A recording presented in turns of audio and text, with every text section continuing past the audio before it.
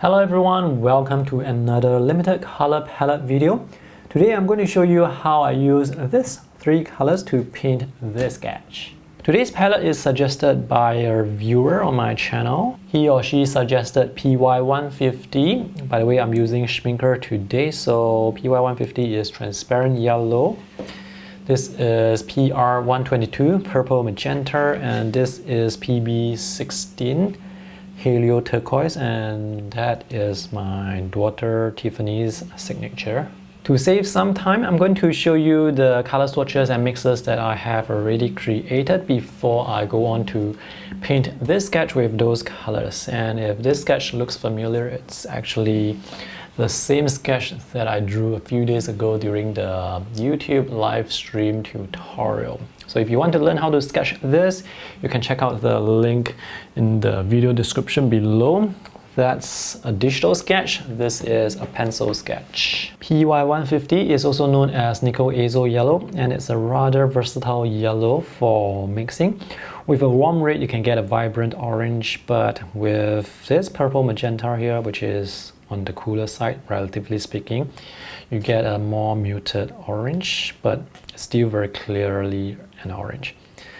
For purples, it's quite vibrant, and the most vibrant color here, the most vibrant secondary color here is actually the green mixed from PY150 and PB16. These three colors are non-granulating colors, so the only texture you can get will be from the watercolor paper, and this is cold pressed watercolor paper. So that's the neutral gray that I managed to get by mixing the three colors together. Let's wet the sky and paint it with a wash of PB16. The paper that I'm using today, this is the Fabriano 50% cotton watercolor paper with cold press texture. Alright, let's try and paint a gradation. So this is the blue and the magenta mixed together.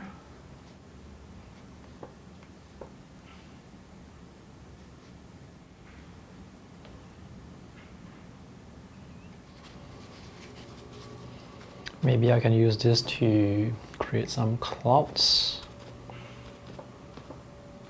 Next, let's paint the shadow on the building.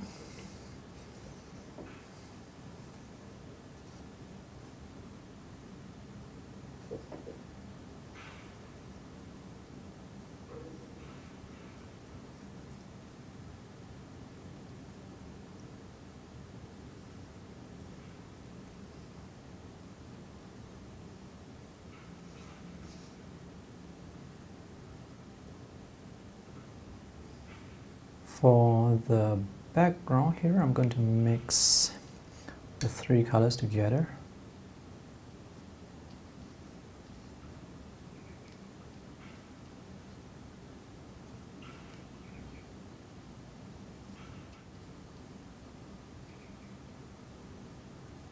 Next, the shadow on the ground. Now this is going to be very dark, so I need to use a lot more paint.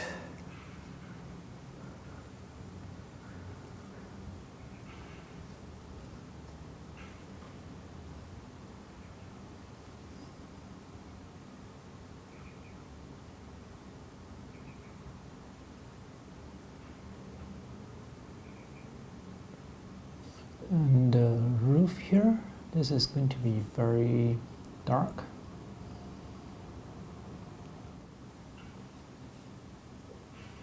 I need to paint a second layer to make this even darker.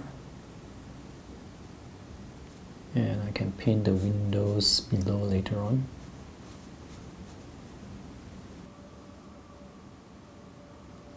This is what I have so far after painting the second layer, after adding a second wash to certain areas to create more contrast, such as the windows there. So now we can paint the trees.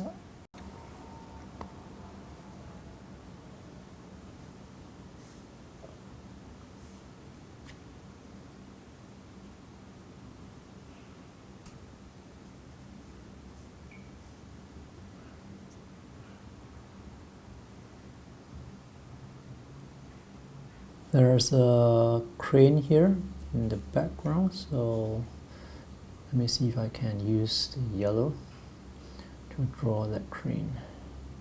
Let me add some windows here. Almost forgotten about this. Almost done. Let me add some splatter marks. So this is the completed sketch painted using the limited color palette. The main challenge here is PR122 and PB16. These two colors are incredibly intense. They have very high tinting strength, which means when I try to add a little bit of purple magenta and PB15 to the yellow to neutralize the yellow to make it look less clean, less vibrant. Once I add a tiny bit of PR122, the mixture becomes significantly more rich. So you really have to control how much red and blue you add, because those two colors, they are just too strong. So for colors with very high tinting strength, you just need a tiny bit of paint and you can create very intense colors. So tubes like this, they can last you for a very long time. The sky turned out quite nice, and the clouds, they look nice. So for this area here, this is a mix of the three primary colors, but it has a bit more red, which works fine here because the background is a bit warm. And I like how this color turned out and also how the green turned out. If you mix the three primary colors together in the right proportion, you can get a black that is neutral, a black that is neither warm nor cool. And because the colors, they do not granulate, you don't see the texture except for the texture of the paper. For this shadow area here, the value is actually quite similar to the shadow area of this building. And when I mix this, I added too much purple magenta, so that's why you see this color quite obviously. I could have neutralized this with blue and yellow to achieve this gray. I actually wanted to paint this area with a cool gray, but I added too much purple. And if I continue to add yellow and blue to neutralize that, this area here is going to be way darker compared to this part here. I could have added more water, but even though this is not the color that I want, I think the value structure, it still works. The contrast, it still looks alright. Okay, if you guys want to practice more watercolor, I highly recommend you draw and paint this scene, because this is a wonderful scene with very beautiful light and shadows. You can find this scene in the link in the video description below. Alright, thanks for watching. See you guys in the next video. Bye!